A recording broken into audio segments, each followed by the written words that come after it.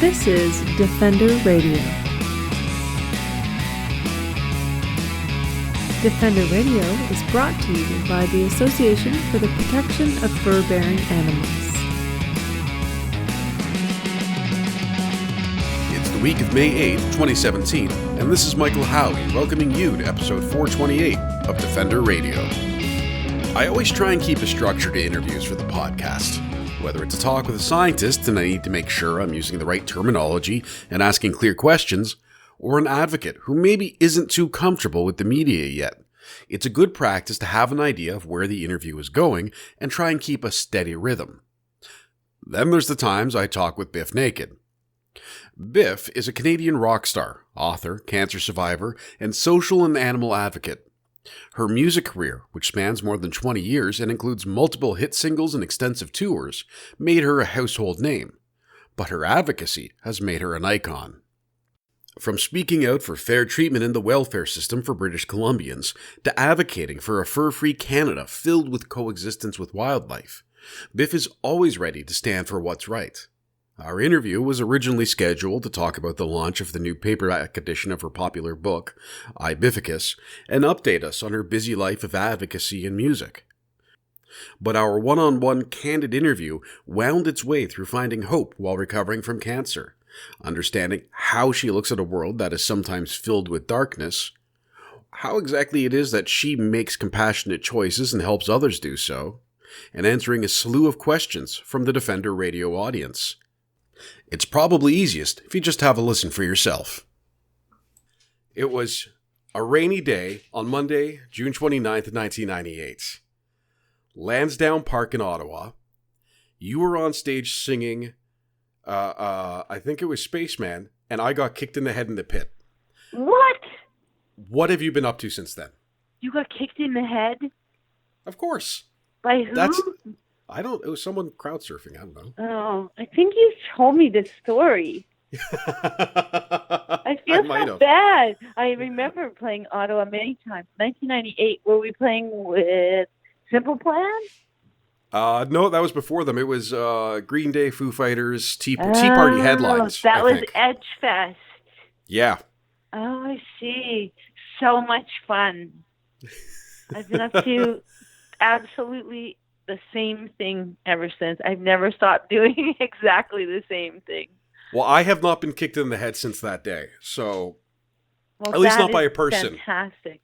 Yes, yeah. Exactly. Well, I mean, a couple of dogs, maybe a coyote, a few things like that. But and it's hard for me to believe that was almost 20 years ago. I know. And so, yeah, I've just never stopped working. I mean, the only time I got off the work train, which I used to call the crazy train, was my cancer diagnosis.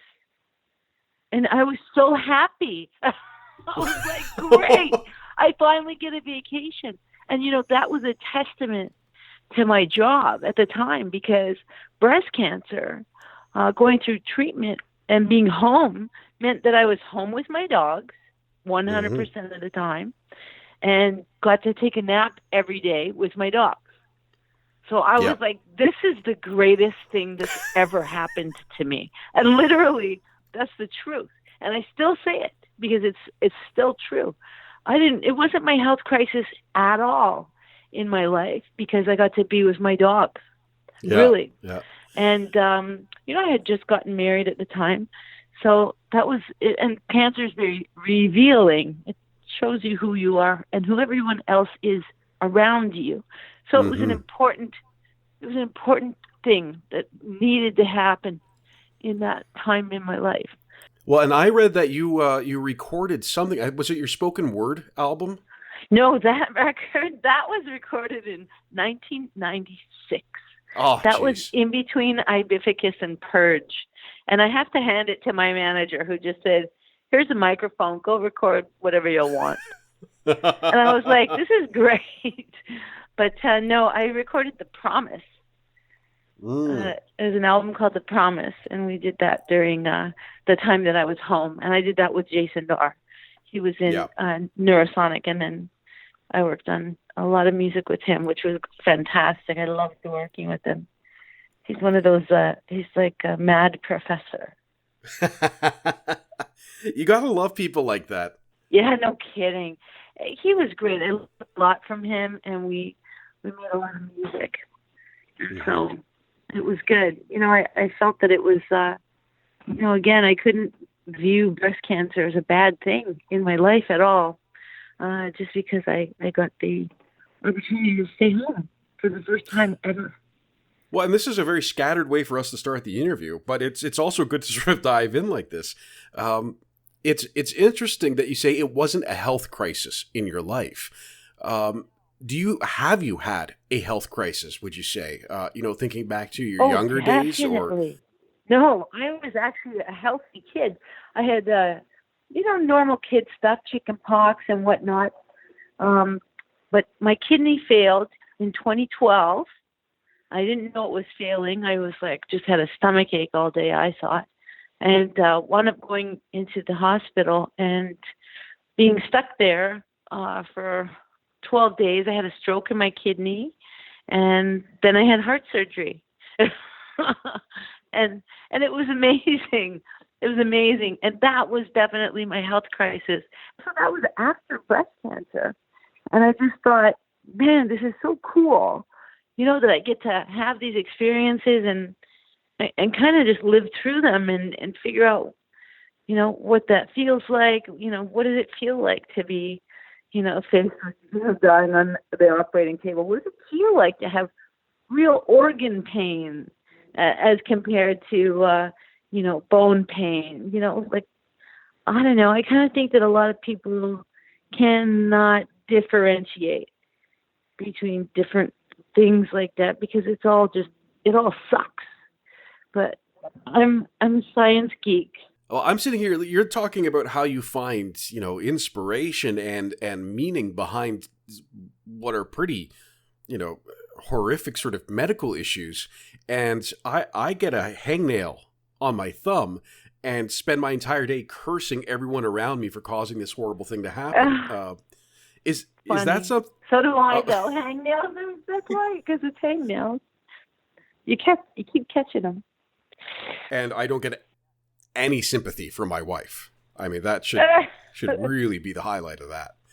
Now, is that attitude something that you picked up early on in life, or is that something that you grew into? And I mean, and that's in your book, Bificus, in the reviews in particular of the book, a lot of people talk about how you have found strength in a lot of these issues that bring down people so heavily. And I think, reasonably so. They are pretty emotionally and physically daunting situations. So at what point were you able to start looking at it in that way? I don't know. I think it just comes it's how I was raised. I mean, my parents were, great optimists. My father was a real bleeding heart socialist, and my mom was a girl who kind of just lived every day in gratitude. That's how they were. And as geeky as I probably found it when I was an adolescent, I realized, and I think a lot of people do as we get older, that I have become my parents. I am so much like my parents. And it would never make sense to me, to be down on something that's going on. It's just never been my personality. I think that it's partly coping technique, and it's partly because, I think everything's basically pretty funny in life, because you can always see the big picture. There's so many things that are happening in the world that are just, terrifying, horrific, terrible, terrible things going on in the world. Me in Vancouver, with a kidney infarct, honestly, is not a big deal compared to genocide, compared to all these things that are happening. You can't say infarct and not expect someone to laugh. Yeah, it's a weird word. I like saying it, though. Infarct. Yeah, it's a weird. It'd be a great band name, but it also sounds like a German restaurant. Well, it could be both. Yes, it could Maybe be both. The guys from Rammstein could invest in it. Great band. I'd go if they did. All right. So, and you know what, though? Last time we spoke a couple of years ago, it was very much the same. Is sort of very easy to look at something in life and maybe sort of laugh it off, or not even laugh it off, but laugh with it. Yes. And that's something I found. So I worked in the news business for about a decade, and you get that really dark sense of humor, and you find things to laugh at, and that's a coping mechanism because it's sort of the way you say is you can't cry when you're laughing, in a sense. So is that part of it, or is it it almost feels like the way I look at it is from that dark laughter, and you seem to have a bright laughter.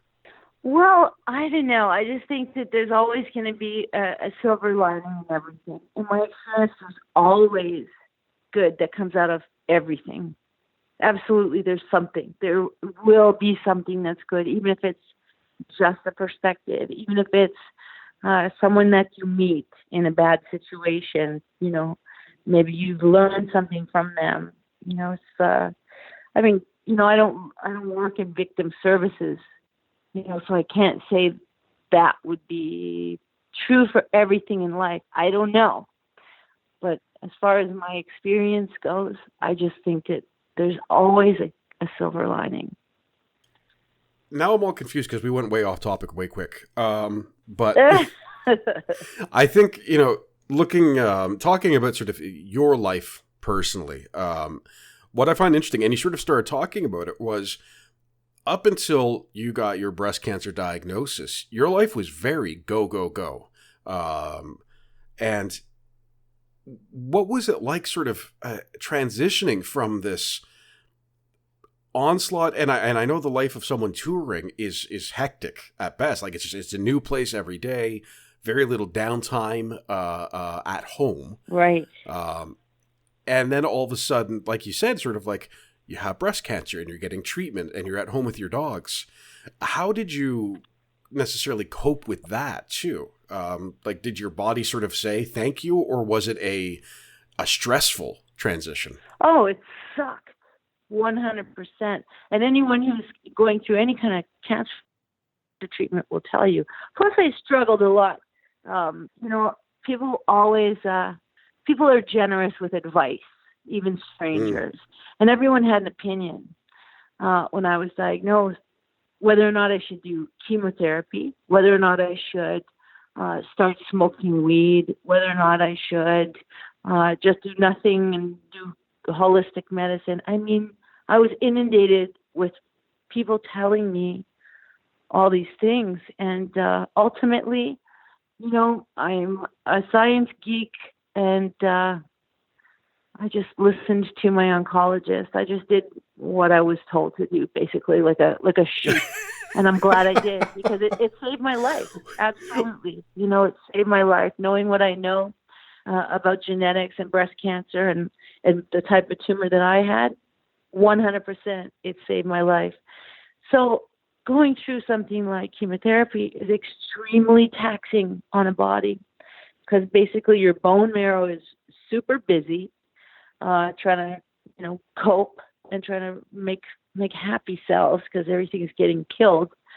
And, I went from being this extremely underweight, very fit, raw food vegan, to gaining 30 pounds in 6 weeks and only wanting to eat yam rolls and rice, because that's all I wanted. Yeah. So, I had been a raw food vegan for so long. I think the first time I went through neutropenia, which is your white blood cells kind of really plummet right before you get your next round of chemotherapy.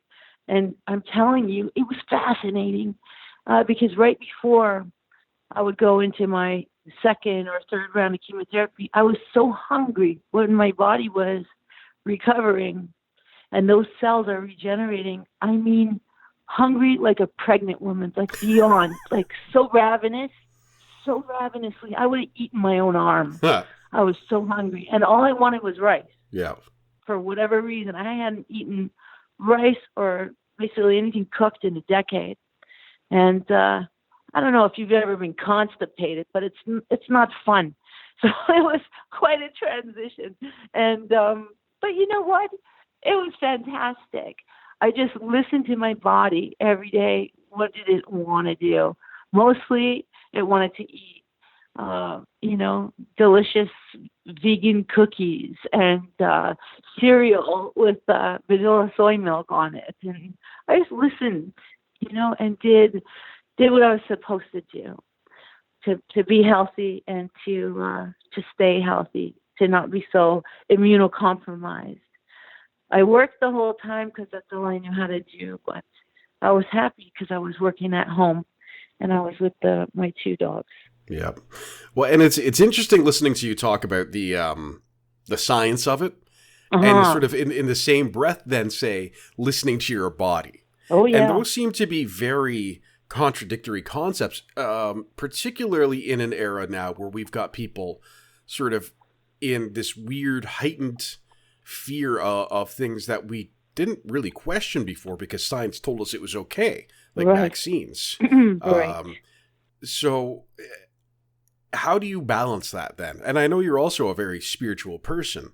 So you sort of have like this hard science through, hypothesis and observation and testing, experimentation, review, etc. And then the sort of almost intangibles of how you feel about other things. Oh, sure. I mean, you have to find a balance that works for you in life. And for me, it was basically, I looked at it like a life or death situation. I can go inward and try and chant the cancer away, but ultimately, I know for sure it's not going to save my life. Period. The end. There was no question. So I knew that I had to do this treatment. I wanted to live, and I wanted to do what I had to do. So the other side of that, the flip side of that coin was to try and do everything else to honor, what I was experiencing. And that was a lot of side effects and trying to deal with that, I mean, it's one thing to say everybody goes bald during chemo, but what what people don't talk about is how sore, how physically sore your scalp is. And from that experience and how you get rashes and how you get, a mouthful of sores without doing anything, or how your veins collapse in your arm. I had a surgical port implanted under my collarbone. And I mean, that was there for over a year. It developed a blood clot. And it was just like, I mean, there's just so many different things that can happen while you're going through something that you're just earnestly, trying to be a good patient and save your own butt, basically. And of course, I'm a nerd, so I thought it was all super interesting. And it was very interesting, and I loved meeting the other people in the chemo ward. And I'd meet a lot of women who didn't really understand what their bone marrow was busy doing, and they didn't understand the differences between their chemotherapy drug or a biological drug. I loved being able to know the differences and being able to just talk to them and connect with people. It was amazing. And I think that a lot of people, men, women, kids, when you meet other patients going through the same thing, I mean, it really connects you, and you never really lose that. Absolutely. That's and it's a notable, I'd say, attribute of who you are, that sort of you not only accepted that it was happening, and obviously it was not easy. I don't think anyone would ever say it's easy, but you Right. found a way to cope with it and to get through it. But you also then used your own experience sort of to interact with the world around you and the people around you. Again, personally, if I'm, having a bad cold, I don't want anyone near me. I want to hide. I think you are actually like my literal opposite in some of these ways. But you reach out and you start meeting people and helping other people feel better while you yourself are going through this. Oh, sure. But I also think it's also being a performer. I don't know how to do anything else. And having to perform every day, on a tour, for example, I don't know. I think we used to do probably 300 shows a year. And there was no cold. I wasn't allowed to not do a show. We had a tour bus. We have, 6 people on the bus. They all have to be paid. Everyone has to eat. We have to have fuel. The show has to happen. Like, there was no not. I've never canceled a show. Yeah. Ever. So it was like not being able to cancel a show is like, going through chemotherapy, telling everyone everything's great. Yeah, I'm cool. We're good. And then performing, and basically I think that was part of what made it doable for me. I think that just part of being a performer was good practice going into having breast cancer as a public person. It's not like I could be anonymous and walk my dogs. I was still Bif Naked, but bald. But bald with all my fingernails falling out, with 30 pounds heavier. It was great, I always say, I wish I could be a chemo surrogate for people who are afraid to do chemo, because there's so many people who are extremely fearful about medical treatment. And, I'm kind of not. So if they had surrogates, I think that would apply for that job. Well, and I certainly think you kind of hit the nail on the head when you said a lot of people don't understand what's happening. And it is. It's very intimidating. My mom had esophageal cancer a few years back and was successfully treated. But, I mean, you Google esophageal cancer and you start seeing things like survival rates. Like that's what comes up first. Sure. You're not hearing, this is how we're going to treat it, and this is what you're going to do. And no, like you're seeing like these hard stats. And I think that one at the time for the surgery she was having was something like a 5% 5-year survival rate, which meant that 95% of the people with this diagnosis didn't make it past 5 years. Unbelievable. And again, very fortunately, she did get through it very well and is doing quite well now. But fantastic. Yeah, it's the fear of not being able to understand it really does lead to a lot of problems. And I'm going to use that to segue into animals. You are very outspoken on a number of issues, and I want to talk on a number of those issues. But obviously, I have to say animals at least like 5 times an episode for this to count. Of course. At what point did sort of wildlife and animals, I mean, you're obviously a longtime dog lover. It's one way that you and I connect. But yes. At what point did you sort of understand maybe that fear was playing into how people perceive some of the wildlife around them? And at what point did you decide that you would be able to maybe speak out against that? Well, I think that anyone who is an animal lover can basically, love all animals. I don't think most people don't really differentiate. And I think with wildlife particularly, everyone thinks animals are beautiful. In the wild, people ooh and ah and gush over how beautiful they are. And, people love to see footage of baby animals with their mothers. And, I just don't know why there's a disconnect for people when they don't do everything to protect them. It's hard, it's hard to figure out. And this is in every country all over the world. It's hard for people on the right to understand the people on the left. And basically that's how I look at particularly wildlife and people who advocate for the protection of wildlife. The people who don't really don't get it. And that's okay, because, if we encourage dialogue and keep talking about it, eventually everyone will get it. I don't know. It's a really difficult thing to understand.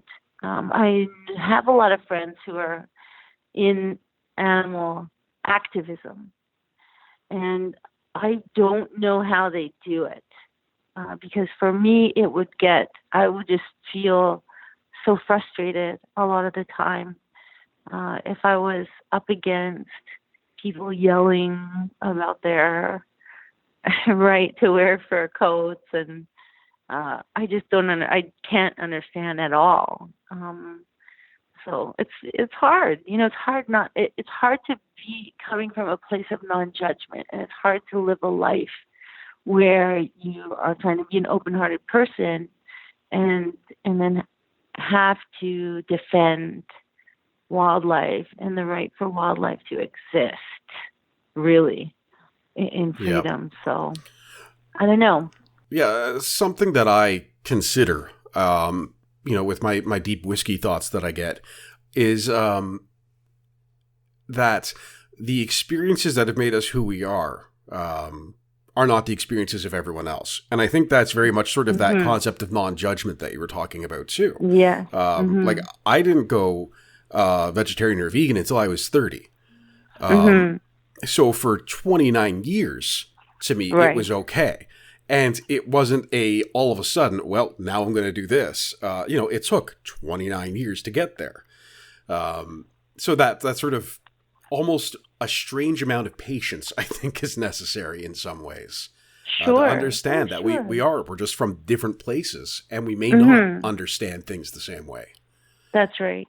Yeah, it is. It's it's always interesting how people come into their fully evolved selves. I think that we are, no matter how old we are, we're always trying to be better at whatever. We're trying to grow, we're trying to learn, we're trying to evolve. I think sometimes it takes people a lifetime, to figure out what they want to do with their life. I mean, there was a story I had read. I was probably 25 or so when I read it, and it was about a hunter in, I don't remember, like Arkansas or something, some southeastern state. And he had gone from hunting for sport his whole life to turning it around and becoming a vegetarian. And I remember just marveling at this story that I read and thought, wow, this guy is very brave to speak out against all he knows. And that's all his family did, and all his friends and his community. That was their deal. And he was the only vegetarian, like, in the whole town or whatever it was, and was ostracized. And I remember thinking, that took him a lot of courage. And at the time I was a vegetarian, which was kind of just gradual for me. I was a vegetarian in my early 20s, and eventually it just didn't make sense to I didn't eat yogurt. I didn't drink milk anyway. I never ate cheese. So it was like, I guess I am probably supposed to be a vegan, and that's kind of how it happened. Yeah. But to this day, in my circle, in my family, I'm the only vegan. And the only vegetarian. And on tours, my entire career, it's always been that way. So I would have to forage for my own food. Which I preferred, because that's a democracy. Everyone else, ate pizza and chicken wings on the tours, and I would, get a baked potato or whatever, whatever I was doing. And it was fine. It worked for everyone. Yeah, it's green salad and French fries, right? Yeah, yes, always. Yeah. And then when I went raw, that was a whole different animal. That was, being a raw vegan was easier for me on tour because I could always find a banana. I could always find an apple. It was pretty easy. It was easier. Yeah, and that's I was in Yarmouth, Nova Scotia. I don't know if you've ever been there, but it's beautiful, absolutely stunning area. The mink farms kind of ruined that, but otherwise, absolutely beautiful. Yes. And I would go into town for dinner. I was there for about a week, and I'd go into town for dinner and go to like Boston Pizza and say, make me a pizza and then don't put anything on it. That's right. Because like there's, it's pizza sauce and mushrooms. Yeah, it's a tiny little town.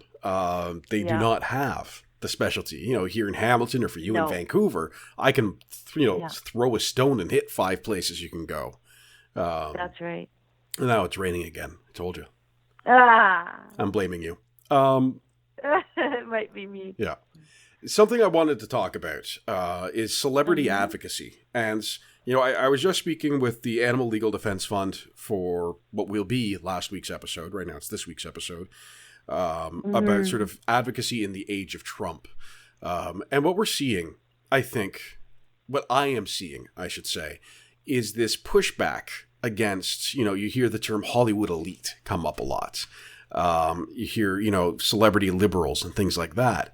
And there seems to be this opinion amongst many people, specifically or particularly those who tend to lean rightwards in the political spectrum, who say, well, you're just this person, so your opinion shouldn't really matter.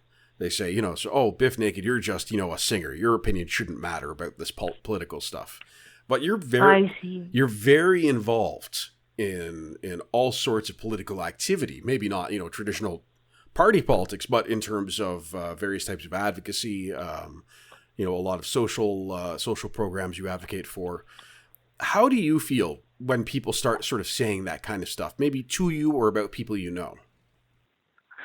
Well, I think that any of us, if we have an opportunity to get behind something in whatever way it is, whether it is putting it on our Facebook page, whether it's calling our mother and telling her to turn on her television to watch, an interview or a rally, or whether it's going to a rally or a march, I think anything that we can do is good. And I think that, regardless of who it is, whether they are a nurse or an elementary school teacher or an actress in Hollywood, I think that it's important. If something's important to you, you should share it, no matter what your job is. And I always feel kind of badly that I can't do more. I feel a lot of time my schedule gets in the way or my job gets in the way. I get asked to do a lot more things than I am able to do. And then, of course, there's my manager who just says, all you do is work for free. So you can't keep doing this because you have to pay your rent and, you have to pay for your plane ticket to come here to, start a tour or whatever it is. And so, it's hard to find that balance when you want to do everything. And I just think that no matter what a person, what their tax bracket is or what they're doing, if someone feels passionately about something, they should speak up for sure. Yeah, just sort of the critics be damned, or... Well, I mean, it doesn't really matter what people say if you're helping someone. I don't find the animal advocacy daunting. Like, I used to get lots of derogatory comments on Facebook if I would post animal rescue, and they would be like, eat a sandwich, go have a, I posted a picture just last week, is a perfect example. There was a baby pig. It was like some picture, some video, somebody was petting a baby pig, and I put it on my Facebook page. I fly under the radar. I really do. People pretty much know me. I'm not very confrontational, and, I'm kind of peace, love, and happiness. I don't post a lot of inflammatory things. But somehow these people feel it's okay to comment on my page and put, it looks good, it tastes better, or it's cute, too bad I'm going to eat it. Stuff like this. That this is actually, and I don't get too incensed by it because I know it's nonsense. It's immature. People they've called me names before, eat a sandwich, bitch, and, all these things. And that doesn't really bother me, to be honest with you. But when I did the Welfare Food Challenge, and when I encouraged people to speak up for a living wage or talk about raising the welfare rates, particularly here in Vancouver, I mean, I get slammed so hard, and people slam the poor. Mm-hmm. Like, I mean, they go out of their way to make sure that they, chime in with these incredibly terrible things to say. And that really got to me, especially the first year that I was involved with Raise the Rates, which is the organization here in BC. I was so shocked. I can't even tell you. I just couldn't believe it. And it was just shocking to me how much people really hated the poor. They hated people who had mental health issues. They were being derogatory about single moms. They were being derogatory about sex work. It was just wild to me.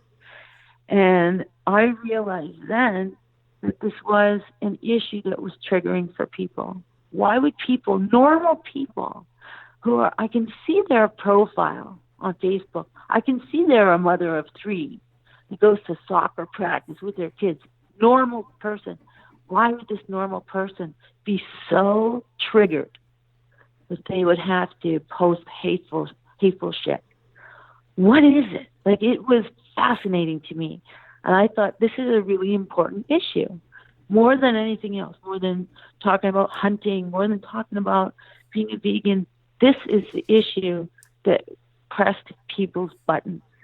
And I couldn't figure out why, but I thought, I have to keep doing this, because for some reason this upsets people, and I'm going to explore that. And no matter what, that makes me feel more protective of these people that I'm talking about. Mm-hmm. You know, they're down in their luck. They're not able to eat. I mean, it's just the facts. It's not like I'm making it up.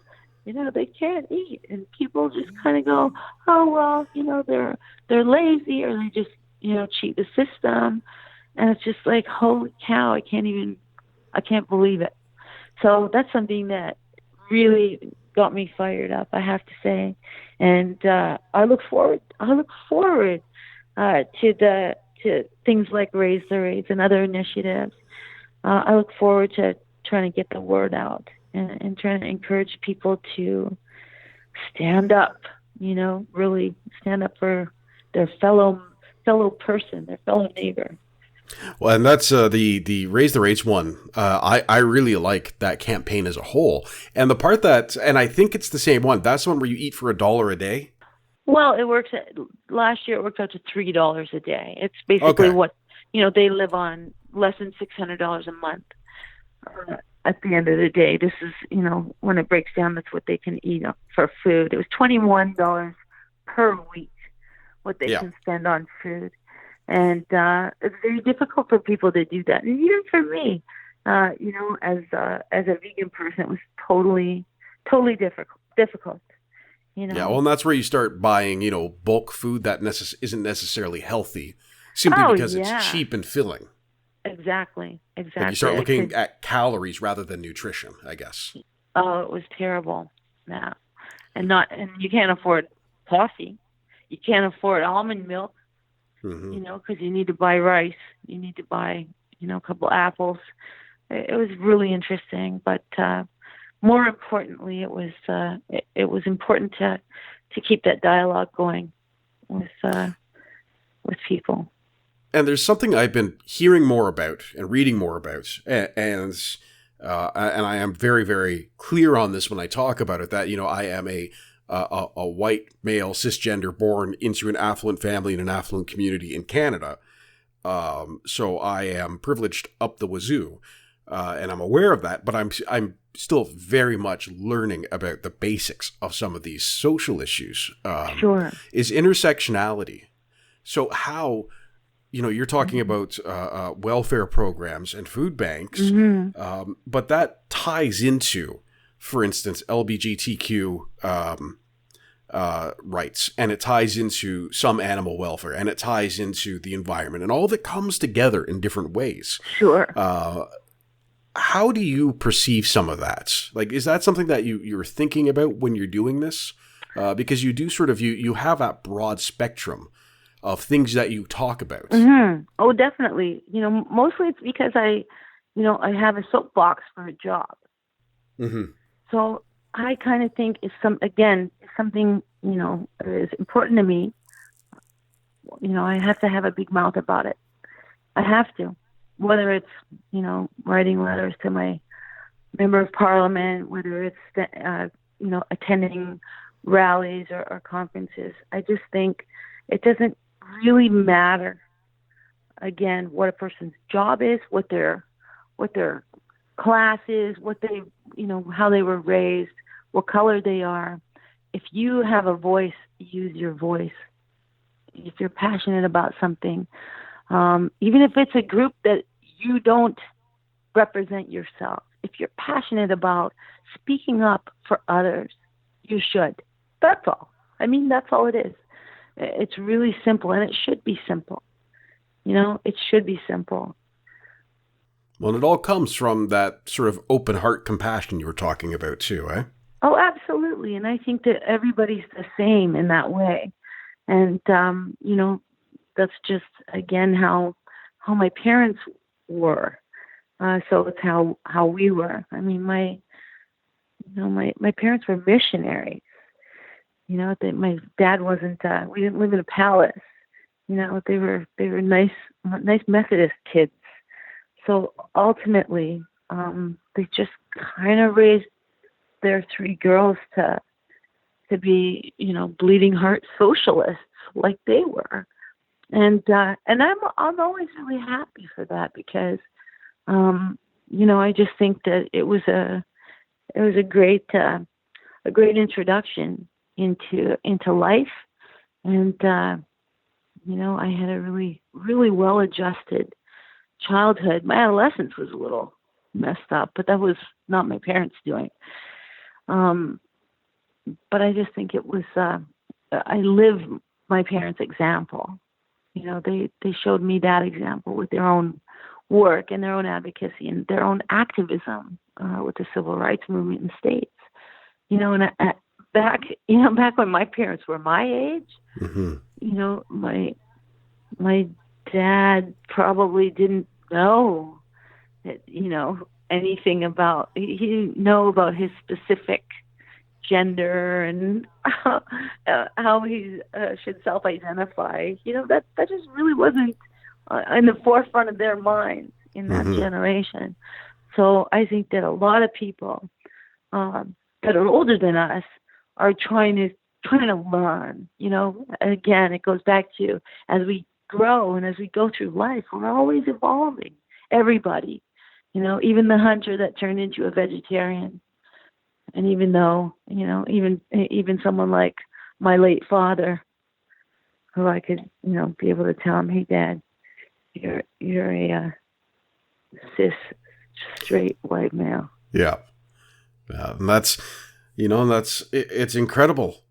As far as we still need to go to consider how far we have gone as sort of people of the Western world, I think is in some ways quite remarkable. In other ways, it's sad that we had to go that far, that wasn't sort of the way it should be, and considering how far we still have to go. But it is ultimately, the people like your parents, like many others, who stood up for so long and just said, this isn't good enough. That's right. And like you said, we can do better every day. Mm-hmm. Yes, we can. And to make your manager happy, we do need to talk about the book.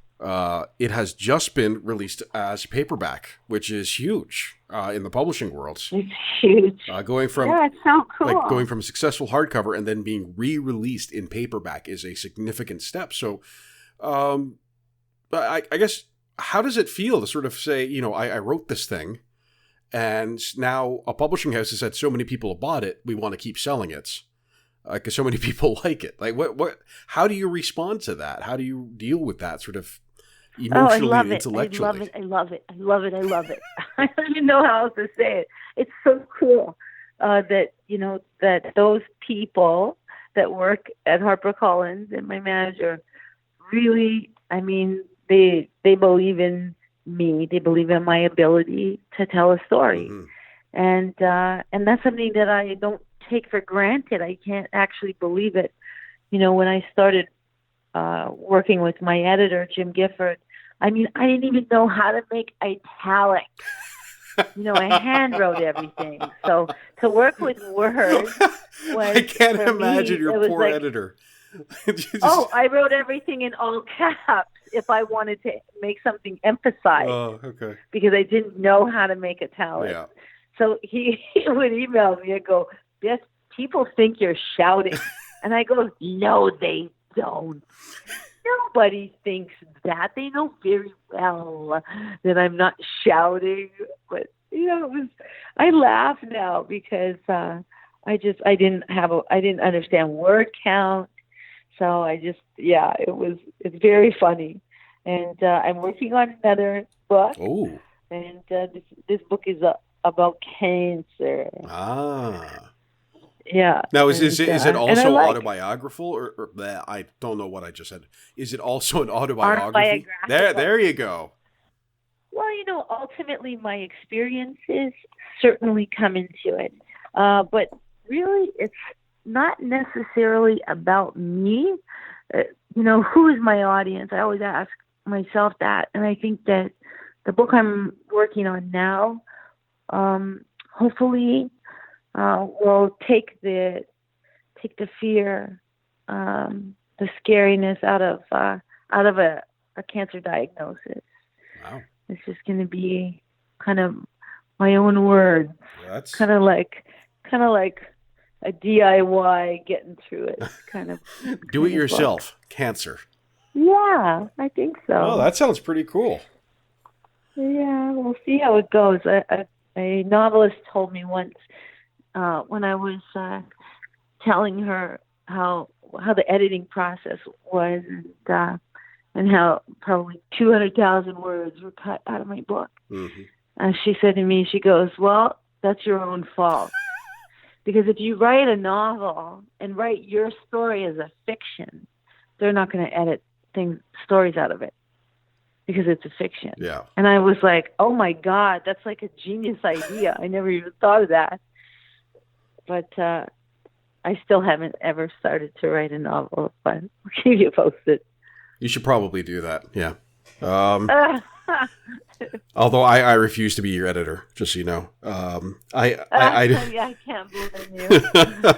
No, I didn't know. I didn't have spell check either. Oh no. I just didn't have them on. Like I just didn't know. Yeah. As a professional writer, I'm weeping on the inside. Now we got some good questions from the audience. We can go through. Oh, good. So I'm gonna do these in a certain order because I know okay how I want to end. But there's one. It's a little convoluted, but I think how do you speak about animal rights and the horrific physical torture they go through? So when you are talking about fur products or perhaps animal testing and stuff like that, what words do you use to describe it? Do you talk about it in sort of that graphic sense, or do you come more from a place of compassion? What's your strategy? Well, I mean, ultimately, just anything that you say is going to be graphic because if you're being honest, you're talking about terrible things that are happening to a little being that are unnecessary. That's the bottom line. Like, what's the root of what you're trying to say? What are you trying to convey? So, for example, animal testing in cosmetics, which is a campaign that I talk about through Humane Society International in Canada. And they're trying to ban animal testing in cosmetics because it's totally unnecessary. It's archaic. It's not needed. And there's so many countries in the world where this has been banned. They don't do it anymore. They've done it enough. Like, they don't need to do any more testing. So that's something that just, is easy to talk about. If you're going to go and you're going to buy cosmetics, turn the bottle over, look and see. Just look. If it's tested on animals, don't buy it. It's simple. If you're going to buy a winter coat, why would you buy a coat that has feathers in it? This is a big thing for me. I don't understand. Do they think that the ducks and geese just give them their feathers and walk back into the meadow? I mean, I think that's how people think. I really do. Same with wool. It doesn't. Sheep aren't happy They're not happy when they get the haircut that leaves them bloody. There's lots of different things. I think people just, their brain doesn't go the rest of the way in story. So, down jackets. I don't know. It's really easy. Just don't buy one. Buy a different kind of jacket that doesn't have down. Buy a different jacket that doesn't have, a dead animal's fur on the collar. Like, it's just really simple. So it's very much asking people to make a conscious choice. Well, it's an easy choice to make. Nobody really wants to see an animal suffer. Really, they don't. They really don't. So I always say, well, then don't buy that product. Like, it's super easy not to do it. Yeah. So that's, I guess, how I would talk about it. They should buy something like Woolly that doesn't use any animal product. Yeah, and I've got my Woolly in the closet, although it hasn't been quite cold enough to wear it lately. Yeah. But I'm looking forward to next winter. That's right. Because I'll be toasty warm. Right. Someone's asking, do you reminisce about the old days of Gorilla and the cruel elephants on Granville? All the time. Absolutely, I do. I think that everyone always is nostalgic for the past. And, the cruel elephant holds so many memories. It was a venue in Vancouver. When I first moved here with my Winnipeg band, Gorilla. And, man, it was awesome. We just had so many shows there. There's so many memories. I feel like I kind of became an adult there. Try Pig from SNFU put me on his shoulders on the stage. And it was a moment of great triumph for me. It was sang a duet. And I really felt like I had arrived. Yeah. So it's so well, cool. That's, I even think, like about a coffee shop that I used to spend a lot of time in. And it's funny how when you look back, you can identify those places that at the time, it was just sort of a thing you did. And then retrospectively was really sort of where you became who you are in a number of ways. Yes. Someone's asking about your favorite vegan. They spelled favorite wrong, so we're going to assume they're American, so I don't burst a blood vessel. Favorite vegan snacks and makeup?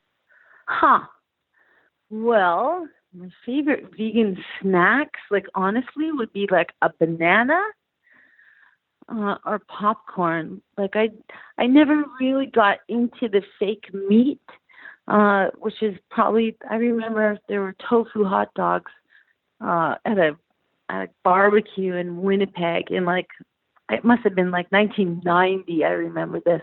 And at the time someone had said, "We want a tofu hot dog." And I thought, no, I don't want to eat a tofu hot dog. I would never eat a hot dog. So I don't really want to eat something that is like a hot dog. I don't know. It just was weird. So I never really got into it. And as far as vegan makeup goes, well, there's lots of different vegan makeups on the marketplace. I think that sometimes it gets frustrating because when a company starts getting popular or big, because we seek out cruelty-free makeup. NYX is cruelty-free, Lime Crime. I'm trying to think of all these. I think one's called Youngblood, Pure Minerals. I don't know. There's lots of different ones now, but then a big company will buy them up because they have a better distributor. Kat Von D, the tattoo artist, model, actress, she has makeup that's cruelty free, and it's super fancy and really, really beautiful. So I save my money so that I can buy, because it's not drugstore prices, but it's worth it. Yep. And it feels good when you know that you are purchasing something that hasn't been tested on animals. Absolutely. And we actually have recently partnered with a company called the Green Beaver Company, who does a lot of personal hygiene. Nice lotion. A lot of personal hygiene stuff. And they're all completely vegan. So Very I'm cool. waiting for a couple of things from them myself. Yay. And on that note, someone asked, they follow you on Instagram and you post yummy looking food on a regular basis. Have you ever considered making a cookbook or a mini cooking show? I bet a cooking show with Bif would be super awesome. From your mouth to God's ears. That's what I say to that. From your mouth to God's ears. I think there's been a lot of shows, a lot of cooking shows, whether they're on YouTube or Food Network. I think in America they had a cooking show that was like a tattooed vegan lady. I forget now what it was. It was pretty hip and stuff, but then I didn't see it after a while. I don't know. I think that they need like the Rachel Ray of vegan world. I think that's for sure. I've always thought that Sarah Kramer, who is a cookbook author, Mm-hmm. How It All Began, she's in Victoria. She should have a TV show for sure, 100%. She would be amazing. At a cooking show, like making everything vegan. Like send in your recipe of the week, and she's gonna show you the vegan way to make it or whatever. Cool. I always thought that would be, and then people would try it. Yeah. Well, what you could do one is being vegan on the road. That'd be something for you. That would be great. From your mouth to God's ears. All I'm asking is 10%. 10%. All right. And to wrap it up, this is one that I really like, and you started touching on it earlier when you were talking about being on tour, actually. Is it difficult being true to your convictions given the people you sometimes have to work with? So I'm assuming this is, the rock and roll world. And especially, I think, when you were on tour, again, being, you're vegan. At sometimes you were raw vegan. You're straight edge, so no drinking, no drugs. Was it difficult for you to say, this is who I am, this is what I believe, and I will not bend that because of the people I'm around or the places I'm around? Never. It's never, ever been hard, not one day, never. And the people I am around, they drink. They always drank on tour. We had a few guys that, may or may not have smoked marijuana, among other things. You know what? It's never bothered me. It never will. I don't care. I always kind of just lived by my own code for me. So in a way, being straight edge was, at the time that I was decided to go straight edge, was primarily a couple of reasons. One was because my friend Gail Greenwood was a straight edge. And she was in L7 at the time. She's from Belly. And she was the coolest person I'd ever met. And she was a straight edge. I was like, I can be a straight edge. At the time, Chai Pig was a straight edge. Mm-hmm. And he was my hero. I was like, that's great. I'm going to be a straight edge too. Like these people. These are my heroes. And I never, ever regretted it for 1 minute. And as far as being vegan, it'll never change. Everyone around me is not a vegan, and it's never, ever affected whether or not I'm just going to keep eating my spinach leaf. I happen to like spinach leaf. Well, as long as you're not eating kale, because I can't do kale. I'm sorry. I've tried. Well, kale, it's okay kind of sometimes if you blend it. The problem I have is how expensive everything is. Oh, that, yeah. In order to do a kale smoothie that's organic with enough bananas to kill the taste and to put dates in it, basically you're looking at like a $20 smoothie. Ooh. And if you don't, it's going to taste like kale. Yeah. But what's worse than kale in a smoothie, believe it or not, is romaine lettuce. Really? It's very strong. It has a very strong smell. Well, see, we in my house we get kale sneaked into food from time to time, and I'm told you can't tell. That's good. You can't tell the difference. No, I can tell the difference between it and spinach. It's got a weird texture. Well, yeah, it's definitely a different texture. Well, I married a boy that trusts me to do all the cooking, and I switched his. He's not a vegan, so I switched his milk. He drinks milk, but I poured rice milk in the milk container for 6 months. And he didn't know. So, I mean, Is he going to find out with this podcast now? No, he already found out. I got busted. But if anyone is wants to switch their family's skim milk for plain, unsweetened rice milk, they won't know. So just fill the bottle with that. That's my recommendation. I feel like this is not very nice, but go ahead. It feels like a departure from all of the being nice and compassionate stuff to being sneaky and conniving. But it is compassionate. It's healthy. It's for the health. To learn more about Bif, her appearances, her music, and her book, check out her website, bifnaked.com, or look her up on Twitter, Facebook, and Instagram. That's it for this week, folks. I hope you enjoyed the chat with Bif as much as I did. And remember that you can get your questions asked during Defender Radio interviews by following me on social media at facebook.com/Defender Radio, Twitter @Defender Radio, and Instagram @Howie Michael. Until next time, this is Michael Howie for Defender Radio, reminding you to stay informed and stay strong.